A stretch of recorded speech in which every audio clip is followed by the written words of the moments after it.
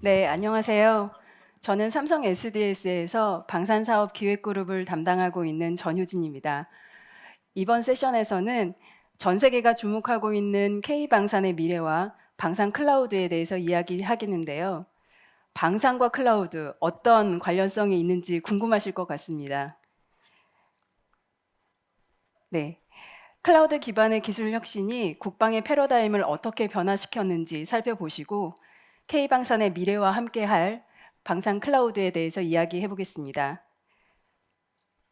우리나라 대표 방위산업 기업인 LIG 넥스원의 이승영 본부장님께서 국방 패러다임의 변화를 이야기해 주실 겁니다. 이승영 본부장님은 LIG 넥스원의 CTO이시면서 과학기술자문위원회의 국방자문위원을 역임하고 계십니다. 큰 박수로 환영해 주십시오. 네, 안녕하세요. 저는 LIG 넥슨의 이승용입니다. 정그룹장님 소개 잘 해주셔갖고 감사합니다. 사진을 얼른 넘겨야겠네요. 실물이 훨씬 낫지 않습니까? 오늘 제가 여기서 말씀을 드릴 부분은 테크 레볼루션으로 여는 K 국방의 패러다임 변화에 대해서 말씀을 드릴 겁니다. 근데 어떤 패러다임 변화일까? 저는 이제 사실 두 가지 키워드를 가지고 오늘 말씀을 드리려고 해요. 앞으로 국방에서는 지금과 같은 무기 체계도 물론 필요하지만 이제 앞으로 소프트웨어 디파인 그다음에 클라우드 기반의 무기 체계들이 필요할 것이다라는 차원에서 말씀을 드릴 거고요. 앞 세션을 봤더니 굉장히 기술적인 내용까지 잘 다뤄서 말씀을 해주셨었는데 아직 국방은 클라우드가 무기 체계에 도입이 되진 않았습니다. 그래서 오늘은 Y와 어떻게 그럼 이게 도입이 될 수 있을까라는 차원에서 오늘 말씀을 드리려고 합니다. 국방의 패러다임의 변화. 변화는 사실은 시작되는 게 변수로부터 시작이 됩니다. 근데 제가 이제 이렇게 좀 고민을 해보다 보니까 현대 전장에 있어서 변수는 뭘까? 근데 지금 앞에 나와 있는 것처럼 세 가지로 좀 꼽아봤습니다. 지금에 있는 기술들, 그 다음에 전장에 얼마만큼 확장되어 있는지, 그리고 그 전쟁을 이루고 있는 국가의 상황이 어떤지 이제 이런 것들을 말씀을 드릴 텐데요. 우리가 요즘에 이제 이런 국방 패러다임 변화 얘기할 때 빠질 수 없는 게 사실은 우크라이나 러시아 전쟁 얘기입니다. 그래서 좀 너무 식상하시겠지만 사실은 보는 관점이 좀 다르게 저는 보고 있어서 한번 들어봐 주시면은 좋을 것 같습니다. 사실은 여기에 보시는 것처럼 왼쪽에, 그러니까 오른쪽 그림에서 왼쪽에 있는 사람이 우크라이나 대통령인 젤런스키 대통령이죠. 그 다음에 오른쪽이 팔란티어의 피터 티엘. 예. 알렉스 카프네요. 자, 피터 틸은 창업주인데 알렉스 카프가 현재는 거기에 대장이죠. 예. 그러니까 알렉스 카프고요. 둘이 손을 잡았습니다. 즉 뭐냐면은 어 팔란티어가 언제부터 국방의 무기 체계를 만들었지? 라고 하는 그런 빅테크 기업들이 실제로 전쟁에 참전을 하기 시작합니다.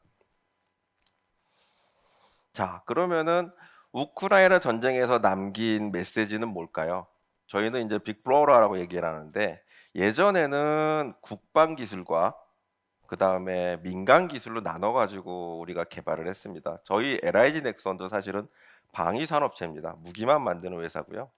이렇게 해서 기술이 두 개가 달랐다라고 생각이 되는데 경계가 사라지고 그 경계가 사라지는 만큼 국방에 있어서는 혁신이 이루어지고 있다라고 보시게 되면 됩니다. 그래서 저는 아까 변화의 변수 중에 첫 번째 기술이 민간 기술과 국방 기술의 경계가 허물어진다라는 차원에서 이제 말씀을 드리는 거고요.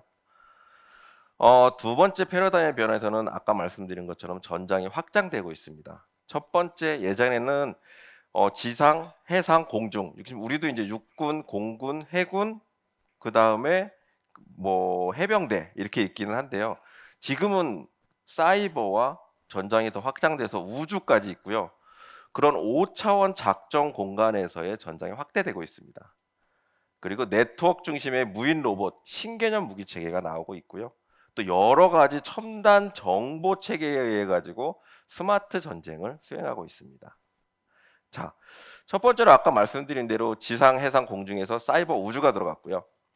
그렇게 됨에 따라서 운용 개념이라는 게 예전에 있었는데 이거를 어떻게 얘네들을 조합해서 운용하냐에 따라 가지고 전쟁의 양상도 바뀌게 됩니다. 그래서 운용의 다양성도 이제 만들어지게 됩니다. 두 번째는 신개념 무기체계인데요. 요건 동영상을 살짝 보시면요. 작전 상황이 실시간으로 공유되는 네트워크 전쟁.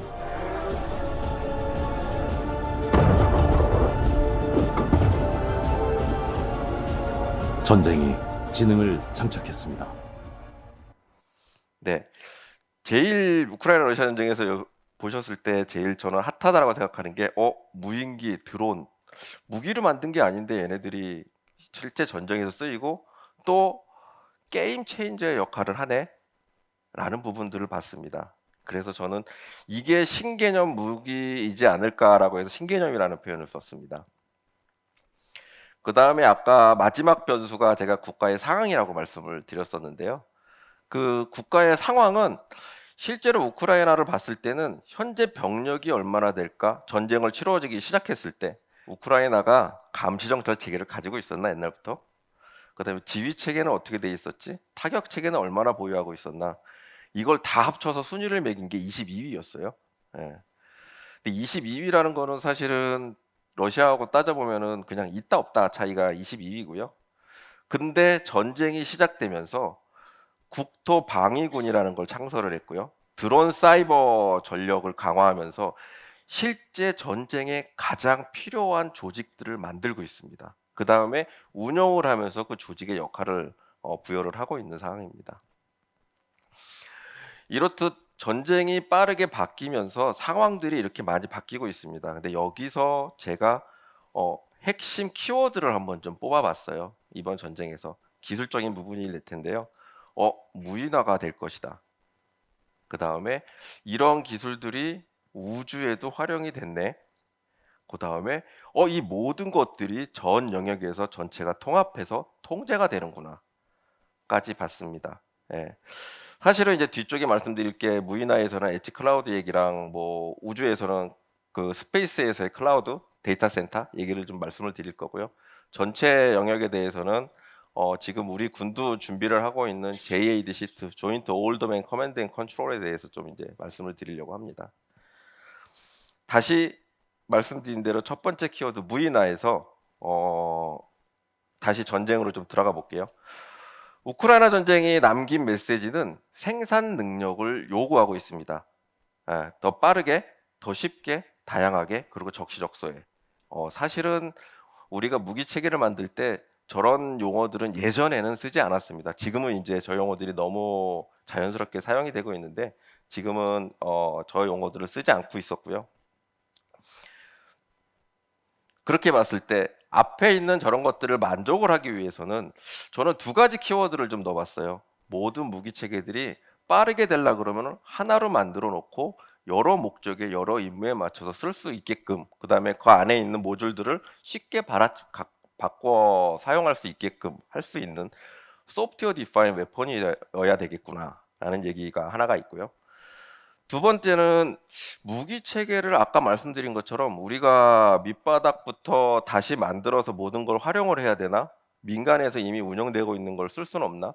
그러니까 웨폰 애저 서비스죠. 꼭 서비스처럼 무기를 쓸 수 없을까?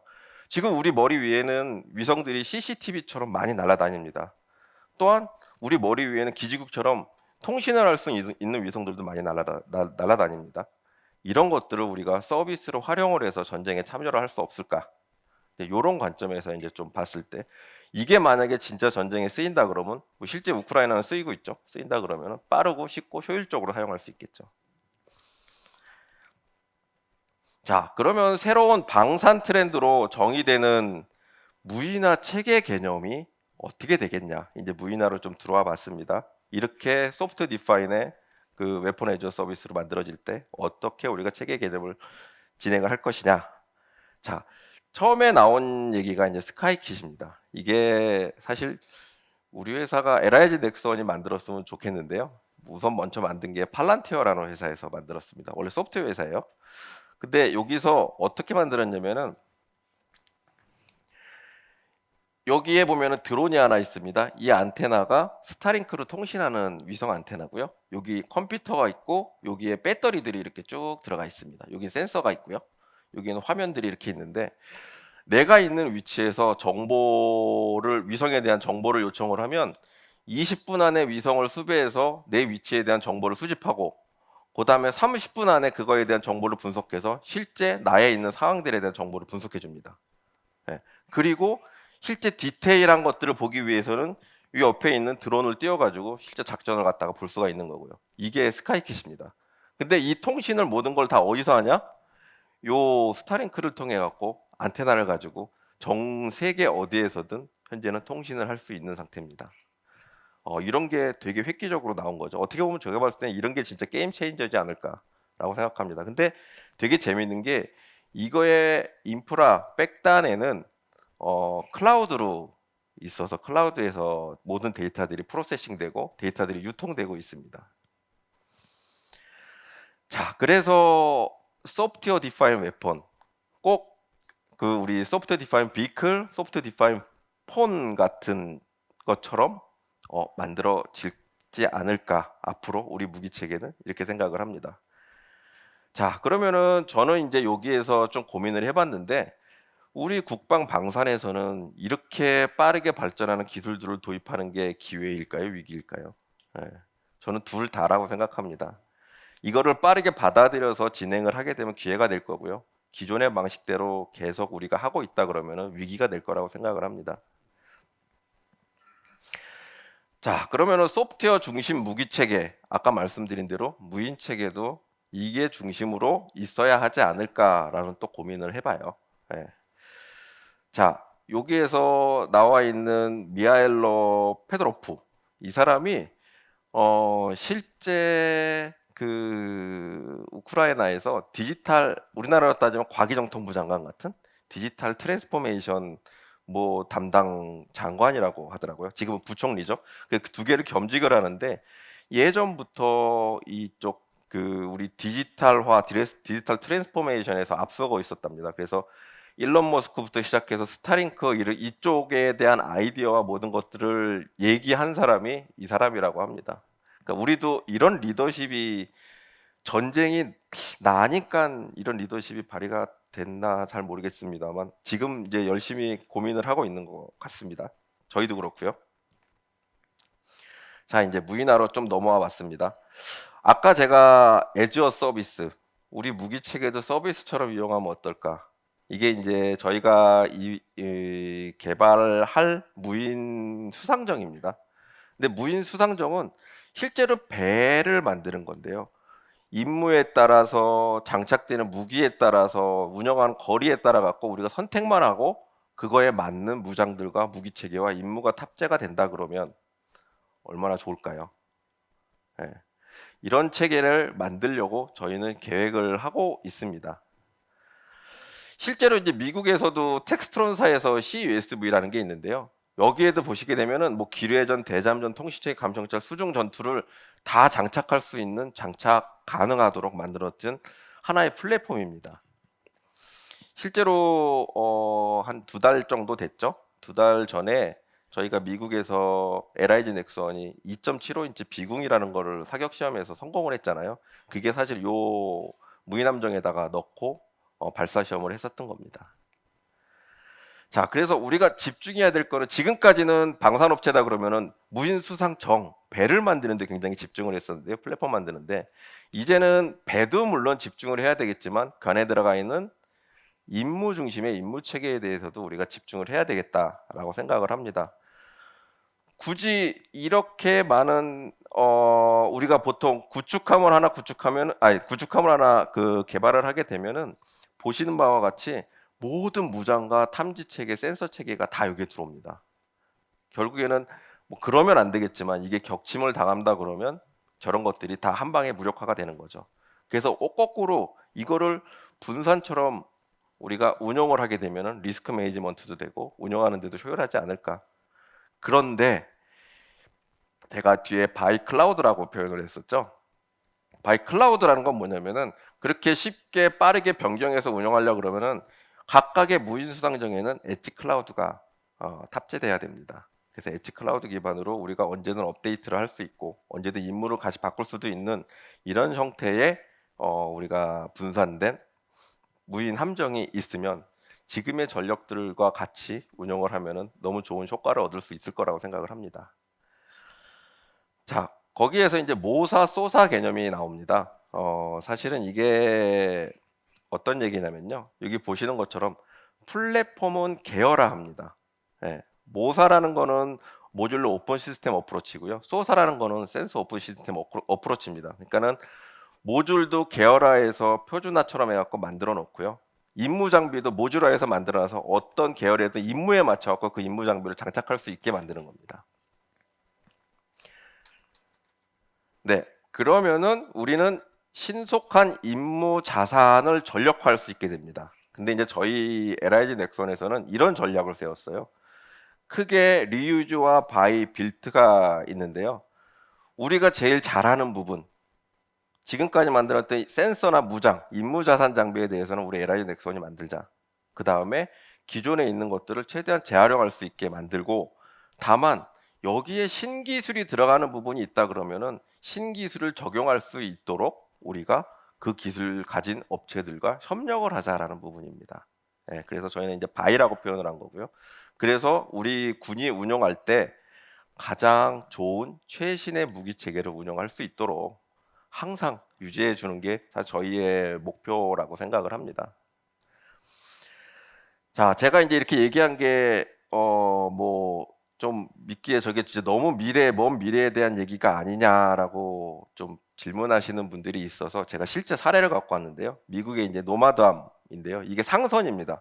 상선에 그 SM-6 미사일 발사대를 넣어가지고 무인함으로 만들어서 운영을 합니다.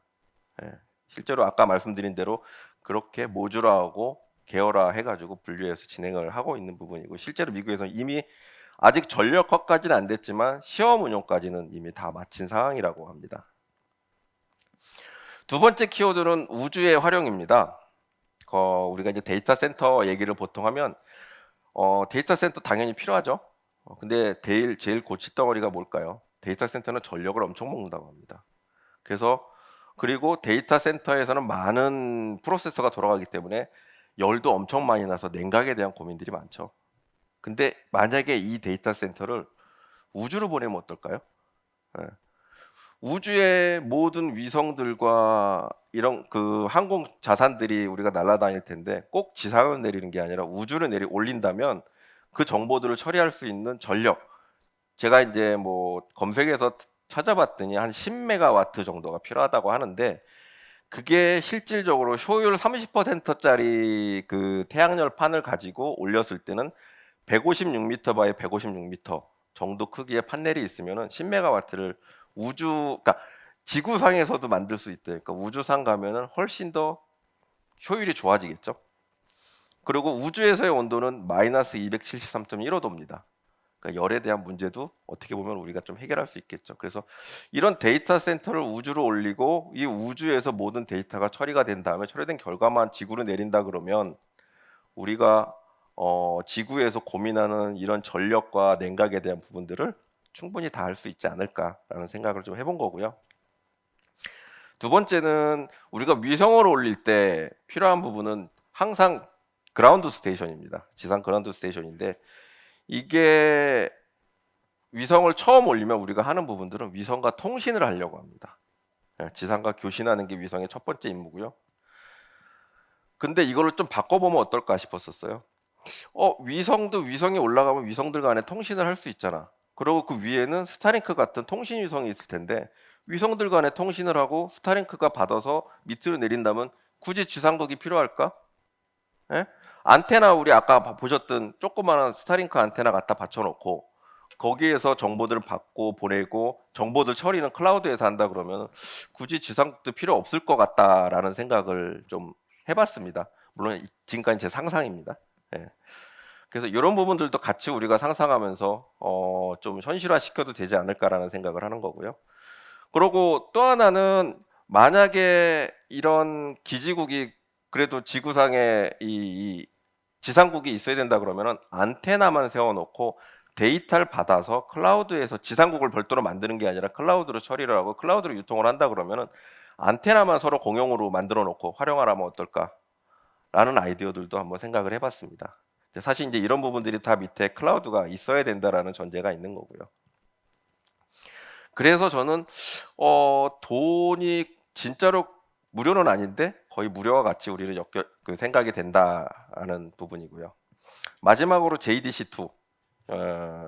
JDC2 같은 경우에는 지금과 같은 경우에는 뭐 예를 들면 포대가 있다 그러면은 포대 하나에 레이더 있고 타격 체계 있고 이렇게 있었는데 이런 모든 센서들을 하나의 클라우드로 연결해 놓고 그 정보들을 융합해서 가장 적절한 타격 수단에다가 전달을 한다 그러면 제일 효율적이지 않을까라는 생각을 하는 거고 이런 생각을 현재는 미국에서 펼치고 있고 우리나라도 작년부터 해서 그 합참에서 이런 것들을 기획을 하고 있습니다. 이것도 그 근간에는 클라우드가 들어가 있습니다.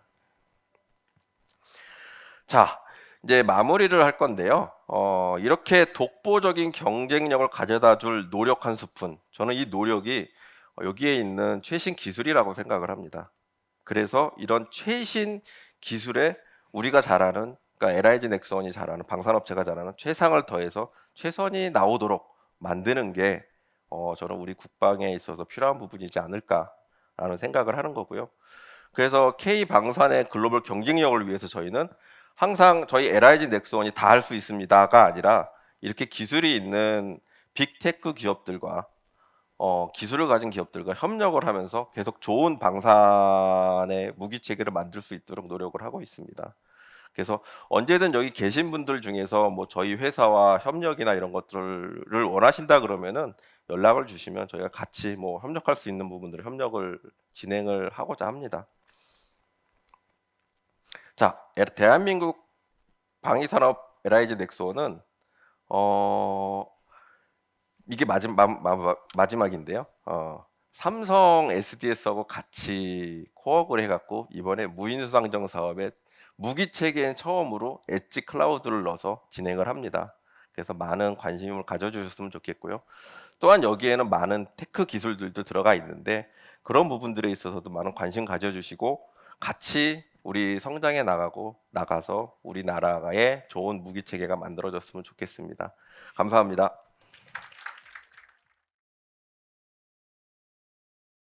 네, 감사합니다, 본부장님. 기술 발전이 이렇게 전장을 변화시키는 생생한 모습을 이야기해 주시고 또 앞으로 K방산의 미래가 기술 기업들과의 협력으로 이루어질 수 있다 말씀해 주시니까 클라우드와 AI 전문 기술 기업인 삼성 SDS인으로서 정말 가슴이 두근거리고 또 기대가 굉장히 되고 있습니다. 미래의 무기 체계가 지금 앞서 본부장님 말씀해 주신 것처럼 사람의 개입이 점점 줄어드는 무인화로 가고 있고 무기 체계를 기능 단위로 구분을 하는 무인 모듈화 그리고 그 모듈화를 하나의 그릇에 담을 수 있도록 하는 플랫폼화로 점점점 발전을 하고 있는데요. 말씀해 주신 것처럼 결코 먼 미래가 아니라 현실로 다가온 이러한 미래의 무기 체계를 우리는 더 빠르고 유연하고 편리하게 개발하고 운용해야 됩니다. 그리고 이에 필요한 자원과 도구를 가장 안전하게 활용할 수 있는 환경이 필요한데요. 이러한 미래의 무기 체계를 개발하고 운영할 수 있는 환경을 제공하는 것, 그것이 바로 방산 클라우드라고 저희는 생각합니다.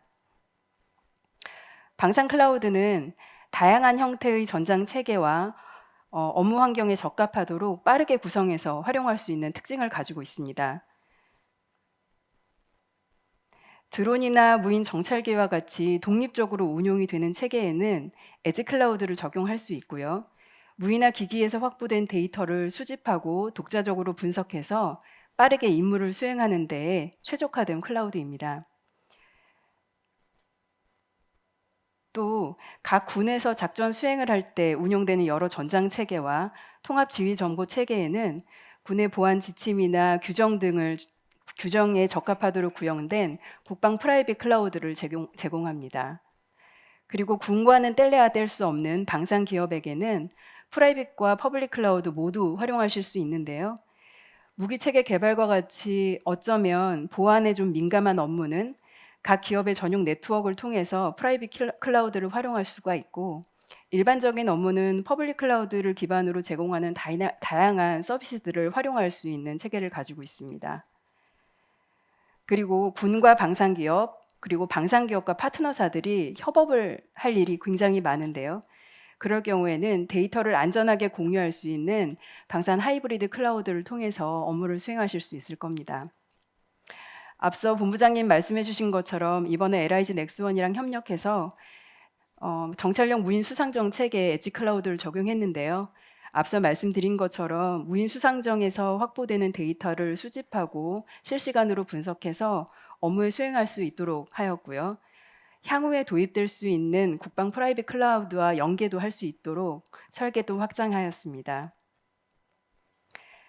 방산 클라우드의 또 다른 특징 중에 하나는 고성능과 고가용성의 자원을 필요에 따라서 유연하게 활용할 수 있다는 점입니다. 지금 보시는 거는 시뮬레이션 화면인데요. 복잡한 구조의 무기 체계를 설계하고 구현하는 데 있어서 필수적인 과정이 이런 시뮬레이션 과정입니다. 설계된 제품이나 무기 체계가 다양한 조건과 환경에서 잘 동작하는지 성능을 측정하고 이슈를 예측하기 위해서 이러한 시뮬레이션 솔루션을 활용하고 있고요. 군에서도 마찬가지로 임무와 작전이 제대로 수행될 수 있는지를 시뮬레이션을 통해서 확인할 수 있습니다. 그런데 안타깝게도 현재는 이런 시뮬레이션 솔루션을 활용하실 때 한 번의 테스트가 끝나야 그 다음 테스트를 하실 수가 있고, 설계상의 문제점을 해결할 때까지 계속 반복적으로 수행하시기 때문에 전체 과정 중에서 가장 긴 시간이 소요되는 그런 단계입니다. 방산 클라우드에서는 최신 최고의 사양의 GPU 클러스터 환경을 기반으로 솔루션을 활용할 수 있도록 제공이 됩니다. 따라서 수주일이 걸리던 작업이 며칠 내로 결과를 확인하실 수가 있고, 여러 건의 작업을 동시에 수행하실 수가 있어서 전체 제품 개발 주기를 단축할 수 있다고 보고 있습니다.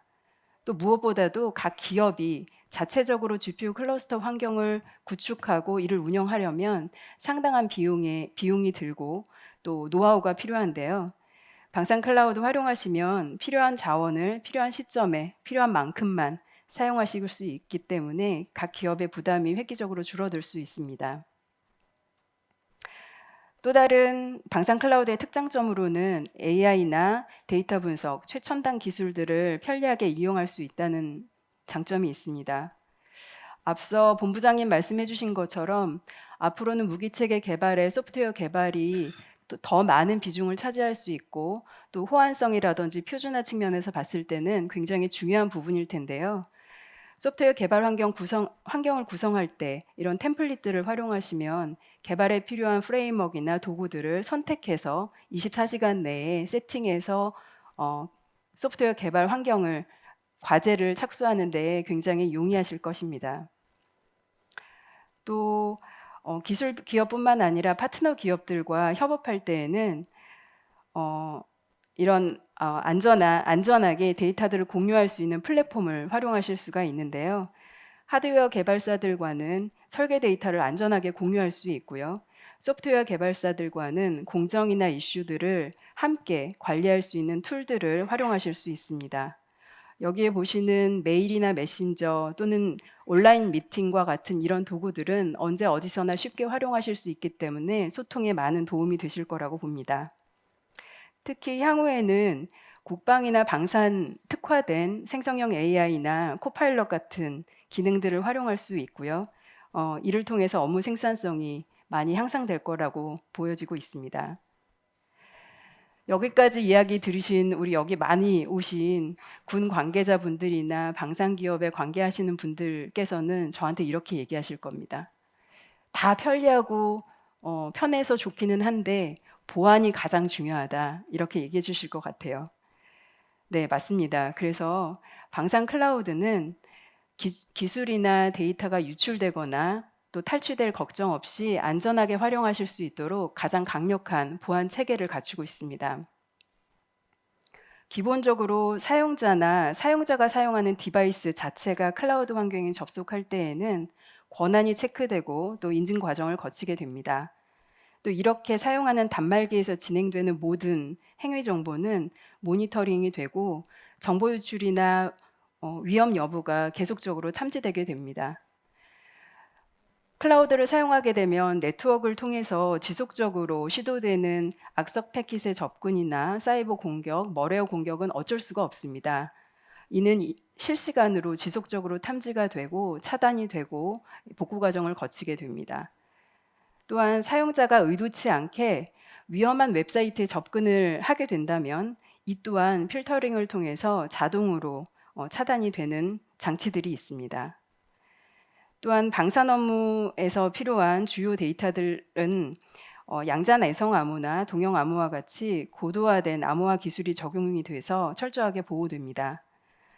이렇게 방산 클라우드는 24시간 365일 모니터링이 되고 위협이 탐지되어서 적절한 대응과 조치가 이루어지는 안전한 클라우드라고 말씀드릴 수 있습니다. 네, 방산 클라우드는 적시적소에 빠르게 적용할 수 있는 준비된 클라우드이고요. 유연하게 활용할 수 있는 고성능 컴퓨팅 환경을 제공해드리고 또 무기 체계 개발의 필수적인 도구를 편리하게 활용할 수 있는 가장 안전한 클라우드입니다. 네, 국방에서 활용하는 클라우드에서부터 방산기업이 활용하는 클라우드에 이르기까지 자주국방 실현하고 저희가 세계적인 방산기업으로 성장하기 위해서 삼성 SDS의 방산 클라우드는 최고의 파트너이자 지렛대가 될 것입니다. 지금 이 순간 클라우드 환경으로 전환을 고려 중이시거나 기술 도입을 검토하고 계신다면 저희 삼성 SDS 꼭 찾아주시고요. 내년에도 더 많은 사례와 또 혁신적인 서비스 가지고 다시 찾아뵙겠습니다. 경청해 주셔서 감사합니다.